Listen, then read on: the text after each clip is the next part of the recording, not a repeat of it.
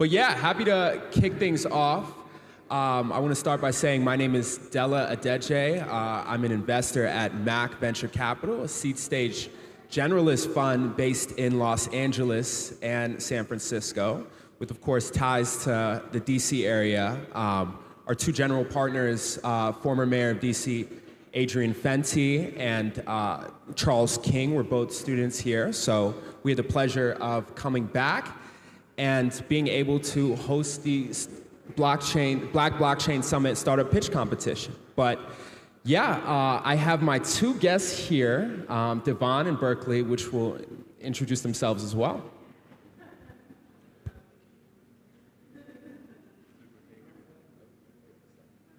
Hello? Can you hear me? Great. Hi, everyone. My name is Devon Blackburn. I'm a Howard graduate, but I work for the Maryland Pension and Retirement Systems as an investment associate. Prior to that, I was working in venture capital at Latimer Ventures based in Baltimore, and I was a management consultant as well. But just excited to be here with you all today and looking forward to hearing some of these pitches.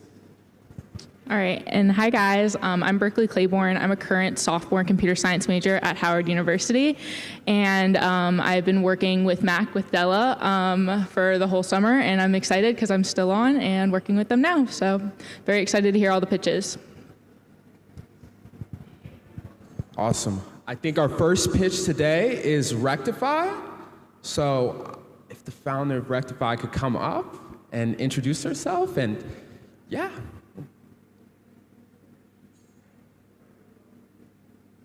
Awesome. Okay. Yeah. You wanna? Okay. I saw the DJ equipment to the back. I was like, okay, we about to spin tonight. Okay. So you can watch the presentation. We can sit right here as well. Okay. Yeah. That works. Yeah.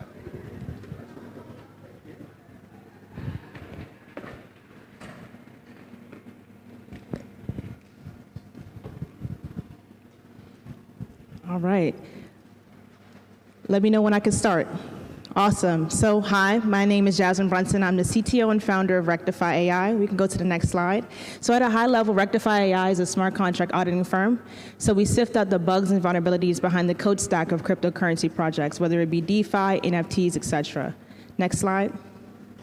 At a high level, we've lost multi-million dollars due to smart contract exploits from Rowan Network, Poly Network, etc. But the truth of the matter is, even the small Web3 startups need smart contract auditing at scale. Next slide. So our solution is smart contract auditing, but also when we went to different types of conferences, whether it be permissionless, whether it be ETH Denver, we noticed that the end user in this space was neglected as well. So we're building a security app. So we're building a data portal for end users in this space to do their own research. So I'm going to demo that to you shortly. Next slide. So at a high level, an audit can cost between $1,000 to $50,000 depending on the lines of code. If it's less than 3,000 lines of code, it can cost that much. And if it's more than 3,000 lines of code, it can cost upwards to $250,000. This year to date, we're at $500,000 in revenue. And this is what the data portal looks like. So at a high level, like I said, for end users, oftentimes we don't do our own research or we don't know where to start. So we'll be able to show you the name of the network, the name of the project, a risk score associated with it, the number of audits that project has had, and then also how long that project has been out on the market and its founders. Here's a revenue model for the data portal. So we have a freemium-based subscription and a monthly-based subscription. Next slide. So at a high level, AI cybersecurity by year 2028 is going to exceed $46 billion. And this year to date, we're at $21 billion in terms of Web3 security market. Last year, we lost $2.7 billion in smart contract exploits. This year, we're at $1.2 billion, only because the market is dead. But watch when we have a Bitcoin bull market. So at a high level, our team is a collective of 8 developers. I myself am a developer. I worked for Maxter Technologies, NASA, and then I went to the University of Maryland College Park studying data and information science. And we have Camden Gray, who's our CISO and co-founder. He's worked for Bet365 as well as MetaWin. So he's in the smart contract auditing world himself, and we met through Code Arena. Thank you very much, and remember, don't get wrecked, get rectified. Yeah. Love that. No, thank you so much, Jasmine. I guess great pitch with the short amount of time you have, zoom through it, sort of covered all of the basics. But I guess, my initial question is just getting a better sense of what distribution and go-to-market looks like at scale. I know, this is a significant learning curve for a lot of individuals who aren't familiar with blockchain in general, but for those that are, what's sort of the go-to-market strategy from here? So the go-to-market strategy for the smart contract auditing is to continue what we're doing with talking to people at conferences, getting clients there. That's where like most of these projects lie. But also the go-to-market strategy for the data portal is to create an education program, which we've already been doing through Twitter Spaces. So getting people together, talking about different types of Web3 security statistics, like talking to them about what phishing links are, what reentrancy is, et cetera. That's how we can get more clients to see the data portal as a good source to do your own research. So it's very grassroots, but that's kind of how you build a free-flowing network.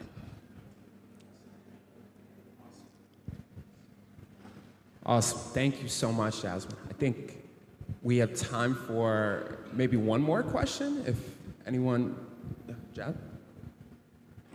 So right now, I know you mentioned that you all have about 500,000 in revenue, or $500,000. $500,000 in revenue. Yeah. So for that, what's your cost for your customer acquisition? Oh, so I would say that most of our customers have been based off of conferences. So it's just a conference price, but I get to go to conferences for free. So I don't want to tell you like $0, but whatever the ticket price for a conference is. I do want it to get to a place where we do get clients from, our social media sites, et cetera. So that's why I hired a branding strategist. Her name is and then I have some sales and marketing that I want to focus with our raise. So. Awesome. Thank you so much, Jasmine. Really, really appreciate it. There's nothing better than organic marketing, right, at the end of the day. Well, great. Can we have a round of applause for Jasmine? Next, we have FitHub, I believe, coming up. So thank you. FiHub, excuse me. Good day, one and all. My name is Jamari. I tell people, good way to remember, Jamari goes safari in his Ferrari. Jamari, it helps a little, not a lot. I'm introducing you to FiHub, which is an AI-based discovery and execution tool. And what does this really mean at the end of the day? It's really a way to interact with these Web3 assets a little bit easier. Now, let me give you a little, you can change slide. Let me give you a little background about me to give context to why I'm building this. So, I built Snowball in 2020 as an auto compounder on Avalanche. We aggregated a lot of the 5 different functionality on the Avalanche network. We had about $300 million between our applications that we deployed. We made about $10 million for our users. However, there was an issue. Everybody who wanted to use it kept having the same problems. How do I get this asset? Where do I go to trade this? It was the atmosphere and the space is so fragmented that the onboarding of new users is nigh impossible. You're talking about going to Twitter, to Discord, to website 1, to trade for website 3, and that experience is making it really difficult to use Web3 assets and to even understand what's going on. So we're trying to expand the space and the adoption by making the UX, UI experience better using AI tools around the Blockchain Explorer and actually pulling out on-chain and off-chain data aggregated. If you can go to the next slide, please. So the bigger problem is we have 300 million people that are actually having digital assets. Only 5% of them are actually leveraging those web assets inside the space. The rest of them are on centralized exchanges. So you also have this ability of it's so obscure and it seems mythic and it seems magical what's happening when really it's about some simple transactions and about making those things simpler and clearer to people. And then your last issue, you have limited open source standards. We just don't know what's going on. There's no clarity, there's no consistency about what your experience is. So what's the solution? Next slide, please.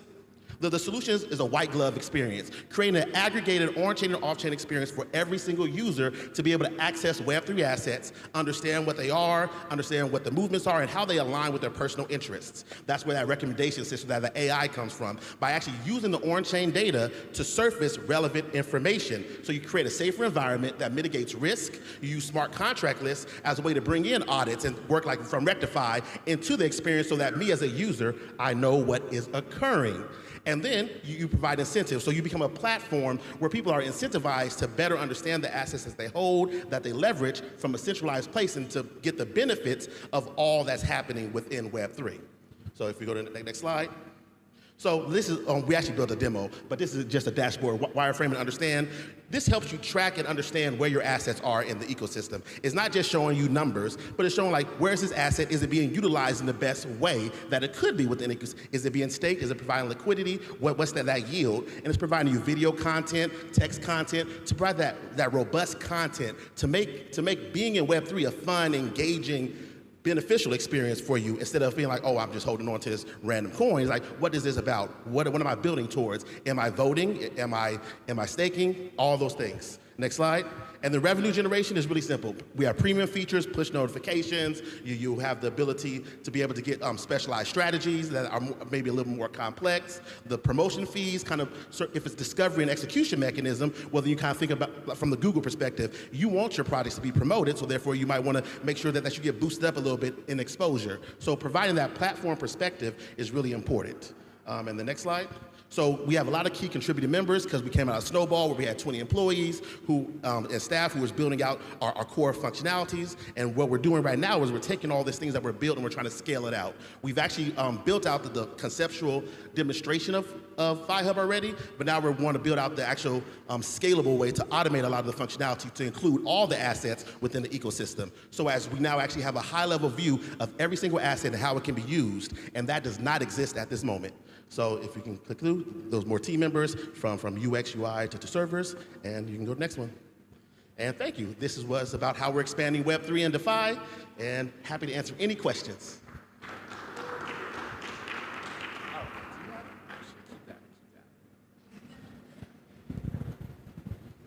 Awesome. Thank you so much, Jamari. I guess, first question is,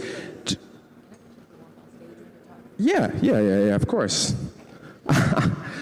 I'd say the first question is trying to get a better sense of maybe what current or future potential users look like. If you could just break down just the demographic for them, right? Absolutely.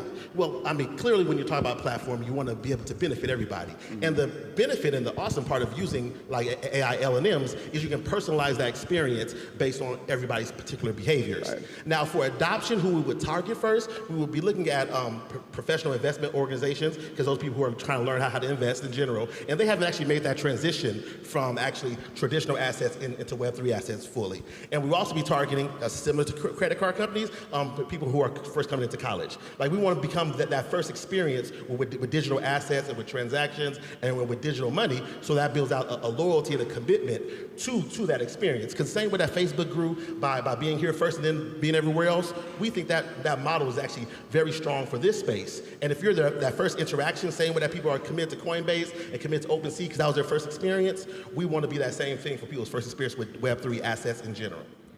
Got it. Are you building that, some of those foundation models internally, or are you sourcing them through other open source projects as well?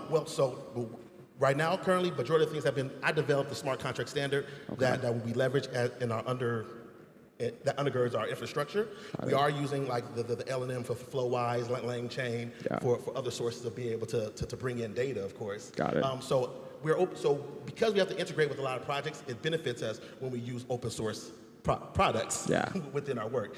And that's why our differentiating factor is actually the UX, UI experience and the data access that we provide for refining that experience. Awesome. You guys, can you hear me? I can hear you. Okay. What do you feel stops someone else from creating a similar product like yours? Well, the first thing is the smart contract list standard that I created as a way of abstracting out the core blockchain data has not been created yet, besides me. So that's one thing that separates out. I've created a unique architectural structure that we can source and abstract out data that's not just what's happening on chain, but also off-chain data, and create that as attributes that we can then source in that experience. And what does that mean? That means when we had Rectify up earlier, when they audit somebody, we can actually integrate that into our smart contract list, so that when someone's experiencing a transaction, they can see, oh, this was audited by Rectify, this specific transaction was, or this specific function line. And by providing that abstracted experience that has interactions between the various components, that actually elevates that experience. And that complexity, other people could implement, but the thought through was definitely mine. And we have that first runner experience on that. And I've actually went through, talked to government officials, to talk to different organizations, talk to blockchain wallets, and they all recognize that this ability to map out an ecosystem and add attributes that aren't on-chain and off-chain together is lacking and missing, and that they need to integrate that into the space. They just don't know how to do it. Got it. Awesome. Thank you so much, Jamar. Really appreciate it. Thank you. Thank you, everyone. We give a round of applause. Thank you. I think our last startup pitching today is Gambix. So could the founder of Gambix please come to the stage? Yeah, we'll sit there and then we'll come back. Yeah.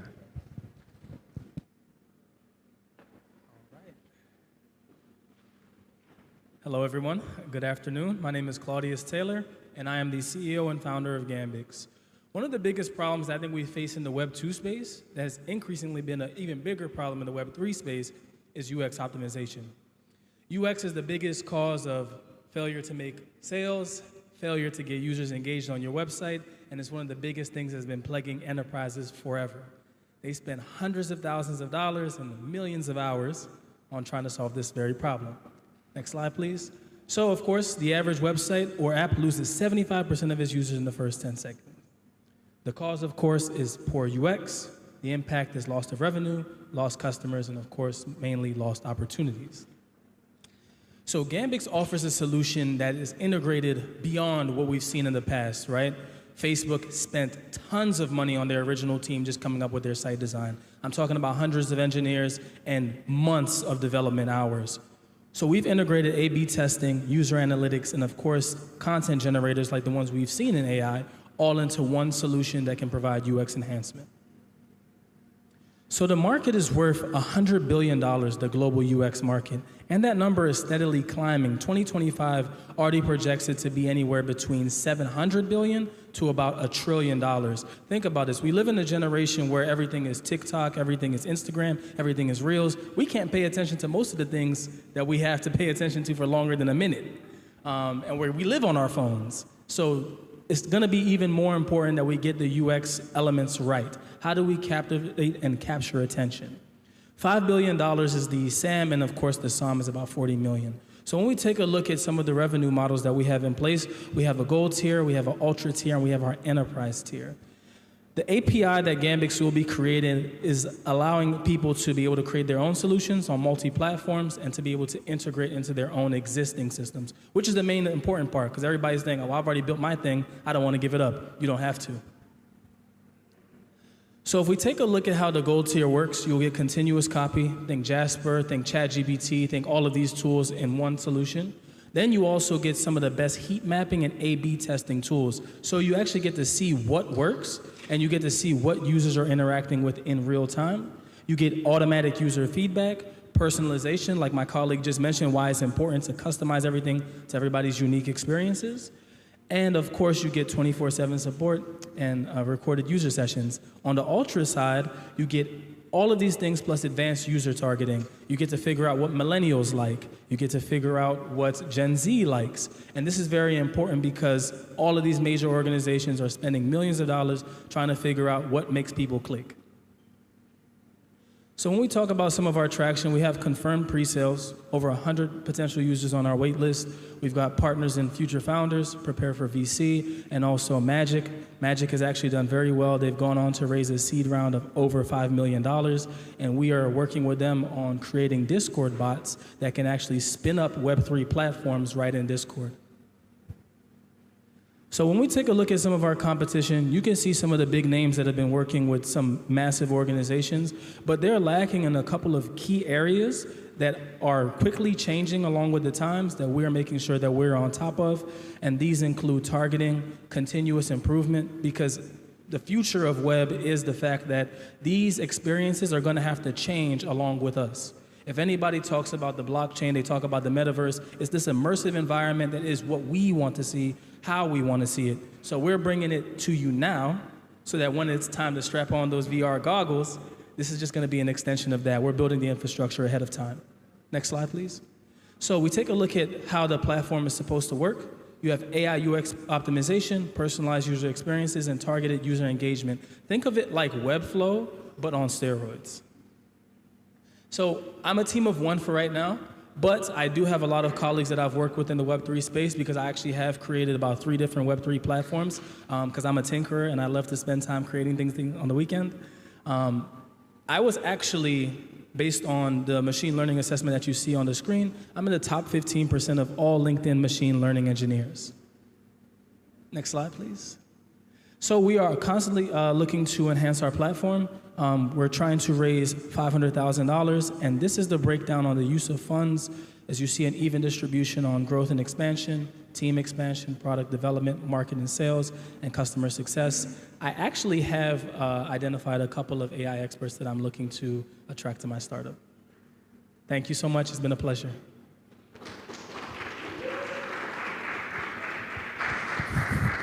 Awesome. Thank you so much. And, always a big fan of developer tools, especially when they're built, not for developers to change their behavior, but for them to, utilize it in a way that's custom to how they have their own workflows. So love the API that you've introduced as well.